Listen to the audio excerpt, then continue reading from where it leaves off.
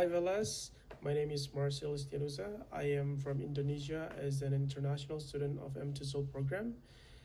It is exactly an English department, School of Liberal Arts and Sciences, Arizona State University.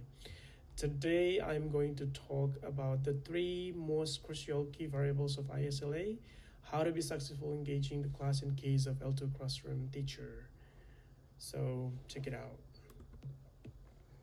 So right here, I have Instructe Second Language Acquisition, or ISLA itself, and it refers to language learning in a structured classroom-based environment. We have 3 points right here as the three crucial key variables. The first is input, and input talks about exposure to target language. The second one is interaction as the opportunity for communication and output. And the last one is task-based learning, or focus on meaningful goal-oriented activities. So these three key points or key variables are going to presented by me because I chose this one as the most three crucial things in becoming a successful teacher in case of L2 classroom. As a starting point right here, we have input or exposure to the target language. Learners need exposure to comprehensible input, which is languages above their current level, let's say I+1. I right here stands for the current proficiency level you have, and 1 stands for the above skill you might be achieving in language acquisition itself. This input provides the raw material for learning, and it must be both rich and meaningful for learners to process and internalize new structures, vocabulary, and pragmatic use. Talking about the importance, without sufficient input, learners have limited opportunities to acquire language because input is the main aspect in language acquisition process. You need the input to process something in your brain and do interaction. Input needs to be varied and relevant to learners' needs. Both written and spoken language should be included across different contexts. Talking about the relevant learners' needs, it must be recognized by you. You need to do observation and ask students what exactly they need in learning English or L2 classroom. And the activity that you engage in a classroom must be varied too. Okay, the next one is interaction. That is talking about opportunity for communication and output. Interaction involves learners actively using the language in communication. Swain's output hypothesis emphasizes the importance of output speaking and writing. Learners process language at deeper level, just hypothesis, and receive feedback. So the importance of this interaction point is helping learners notice gaps in their knowledge and refine their language use. It also provides valuable opportunities for negotiation of meaning, where learners can clarify misunderstandings and for feedback, both from teachers and peers. I want to talk more or detail about the negotiation of meaning right here, such as confirmation checks, and it occurs when learners verify the meaning of their interlocutor's previous utterance. In addition to the statement of it, learners might also say something like, do you mean blah blah blah? Do you mean X? Do you mean this? Do you mean that? And etc. Another example of a negotiation for meaning is clarification request, in which learners seek out extra information to clear up their misunderstanding, as in the phrase, what do you mean? What do you mean about this? What do you mean of that? And etc. The third option involves speakers attempting to avert misunderstanding through the use of comprehension checks to ensure that their interlocutor has understood their intent message. In addition, a speaker may use a comprehension check such as, do you know what I mean? This statement proposed to verify that their partner understands what is being said. In case of task-based learning, like focus on meaningful, goal-oriented activities. Um, Task-based learning emphasizes using the language to accomplish meaningful, real-world tasks rather than focusing solely on grammar or isolated language features. This method encourages learners to use language to solve problems, express opinions, or engage in collaborative activities, often in authentic context. Um, Talking about the importance of task-based learning itself, the first is integrates form, language structure, and meaning or practical use, such as in focus on forms and focus on form. The second one is increases motivation and engagement by connecting language use to real-world contexts. You need to motivate the students to learn about, the materials or the exposure that you are presenting in the classroom, and you need to engage them in how to become successful in this field, how to become successful in examination, how to be successful in your workplace later. So you have like this motivation and engagement are related to each other, because when you are being motivated by learning English, it means that you are going to be successful for many fields in the future, such as I mentioned before, in workplaces, or you have like your goals to be a teacher or an English teacher. You can use this, this moment or this task-based learning to be focused on your career as an English teacher in the future.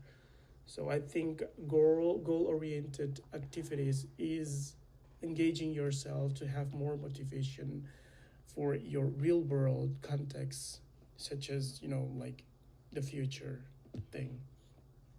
And the next point or the last point of task-based learning right here is challenging yet achievable task improve learner involvement and retention.